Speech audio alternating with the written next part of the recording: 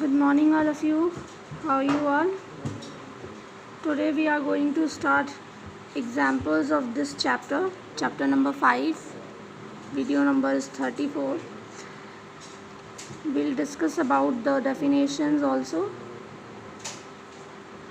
पिछले वीडियो के अंदर बेटा हमने बहुत सारे डेफिनेशंस किए थे ना। आई होप आप लोगों ने वो नोट कर लिए हैं और लर्न भी कर लिए हैं।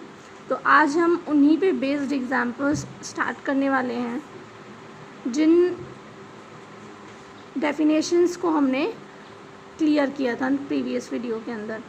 देखिए वो डेफिनेशंस बहुत इम्पॉर्टेंट है और उन्हीं के बेसिस पे हम ये एग्जांपल्स क्रैक कर पाएंगे। तो देखिए example first, in the figures given below whether given angle are adjacent angle और not, if not then give reasons.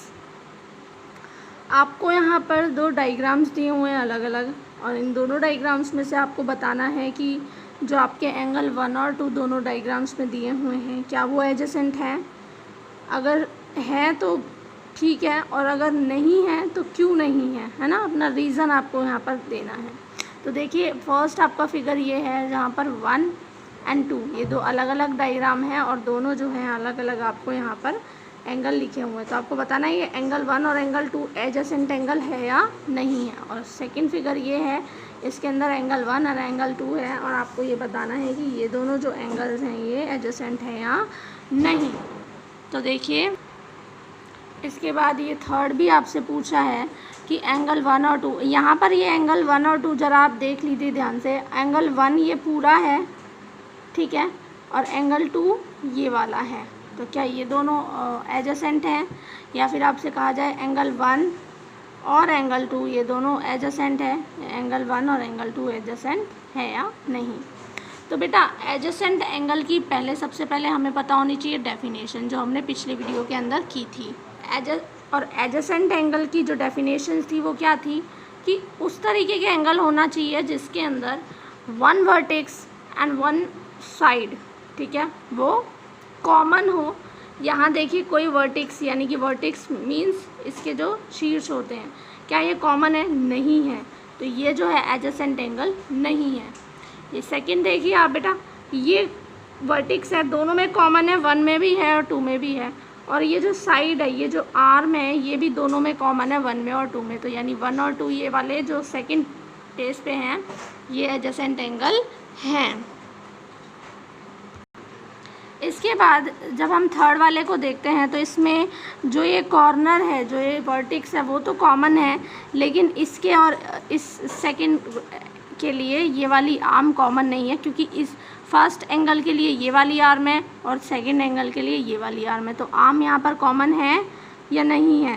तो इस तरह से यहाँ पर आर कॉमन नहीं है, इसलिए ये एडजेसेंट एंगल नहीं है। यहाँ पर इस वाले को देखिए, ये पॉइंट कॉमन है और ये वाली लाइन आर्म दोनों में कॉमन है, 1 के लिए भी 2 के लिए भी। तो इस तरीके से ये वाला जो है एडजेसेंट एंगल है और ये एडजेसेंट एंगल नहीं है, क्योंकि इसमें आर्म जो है वो कॉमन है लेकिन पॉइंट्स कॉमन नहीं है। क्लियर है? तो हमने ये जो है एग्जाम्पल है क्लियर किया है, साथ साथ में इसके एडजेसेंट होने या नहीं होने दोनों के लिए आपने यहाँ पे रीजंस दिए हैं। क्लियर है? इसके बाद हम यहाँ पर एग्जाम्पल नंबर 2 देखेंगे। एग्जाम्पल नंबर 2 देखने से पहले बेटा एक छोटी सी डेफिनेशन जो रह गई है वो देखते हैं। Linear pair of angle. Linear pair of angle क्या होता है? देखिए, 2 adjacent angle from a linear pair if there non common arms are in 2 opposite rays. यानी कि जो दो एडजेसेंट एंगल होते हैं वो दोनों एंगल लीनियर पेयर कहलाएंगे यदि, कब कहलाएंगे लीनियर पेयर? कि यदि कि जो उसकी एक तो आर्म कॉमन होती है, तो ये जो दोनों आर्म्स अनकॉमन है ये अलग अलग दिशा में होनी चाहिए और ये स्ट्रेट लाइन होनी चाहिए। तो ये दोनों एडजेसेंट भी हैं और ये जो दोनों इन दोनों एंगल्स का सम है वो 180 है, और इसी को हम लीनियर पेयर ऑफ एंगल कहते हैं। जब स्ट्रेट लाइन पे दो एडजेसेंट एंगल हो जिनका जो सम है वो 180 हो, ठीक है। कॉमन लाइन ये है और जो अदर नॉन कॉमन लाइंस होती हैं वो एक दूसरे के अपोजिट होनी चाहिए। क्लियर? एग्जाम्पल नंबर 2 देखिए क्या है। Check which of the following pairs of angles form a linear pair. आपको बताना है कि कौन सा इनमें से है जो लीनियर पेयर बना रहा है। तो देखिए ये लीनियर पेयर नहीं बना रहा है क्योंकि मैंने आपसे कहा था उसके लिए स्ट्रेट लाइन चाहिए और दोनों एडजेसेंट एंगल ऐड करें तो 180 डिग्रीज भी आना चाहिए। तो ये वाला जो है ये लीनियर पेयर है और फर्स्ट जो है वो लीनियर पेयर नहीं है। क्लियर हो गई बात। इसके बाद एक जो डेफिनेशन आती है वो है vertically opposite angle. Vertically opposite angle क्या होते हैं? वर्टिकली अपोजिट एंगल होते हैं when two line intersects at a point, यानी कि दोनों कोई लाइन है वो दोनों लाइन एक दूसरे को आपस में किसी पॉइंट पर काट रही है।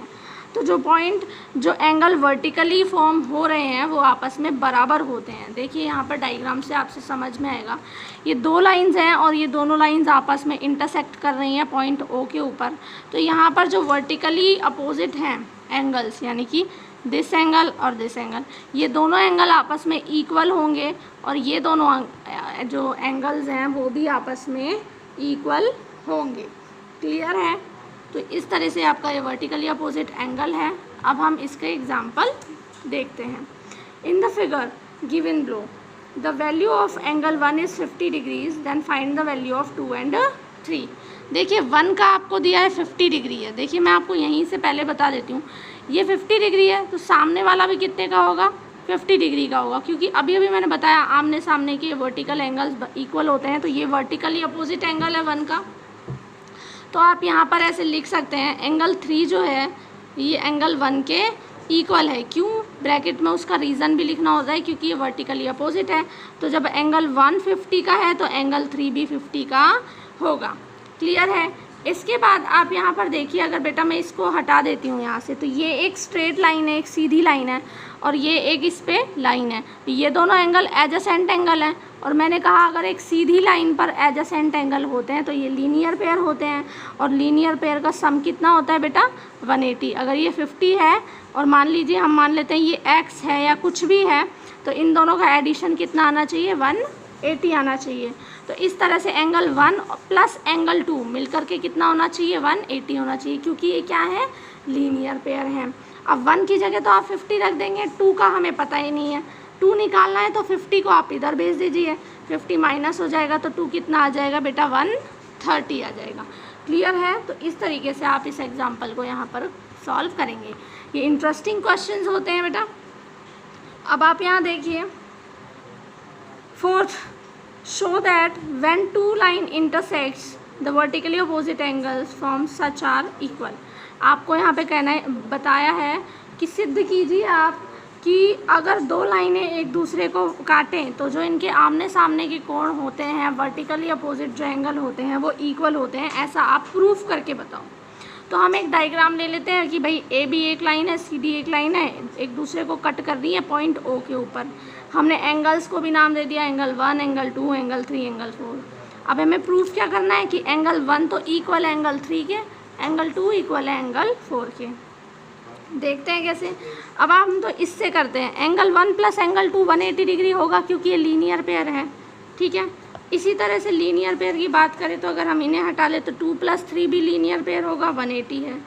ठीक है, तो अब आप यहाँ पर देखिए 1 + 2 भी 180 डिग्री है और 2 + 3 भी 180 डिग्री है। इसका मतलब 2 इसमें भी आ रहा है, 2 इसमें भी आ रहा है, 180। तो एंगल 1 और एंगल 3 इक्वल होंगे या नहीं होंगे? देखिए एंगल 1 प्लस एंगल 2 ये भी 180 है और एंगल 2 प्लस एंगल 3 ये भी 180 है, तो आपस में इक्वल है। 2 से 2 आप रहने दीजिए, तो एंगल 1 और एंगल 3 आपस में क्या हो गए? बराबर। तो यहाँ से आप सिद्ध कर दिए एंगल 1 और एंगल 3 बराबर हैं। इसी तरीके से सेम टू सेम जब आप करेंगे तो एंगल 2 और एंगल 4 भी आपके लिए इक्वल हो जाएंगे और आप बता सकते हैं कि वर्टिकली अपोजिट एंगल जो होते हैं आपस में इक्वल होते हैं।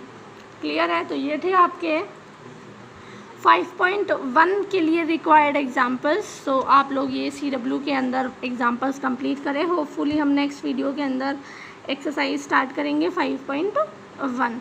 तब तक आप ये प्रैक्टिस कीजिए और ये सारे CW के अंदर आप नोट कीजिए। Thank you.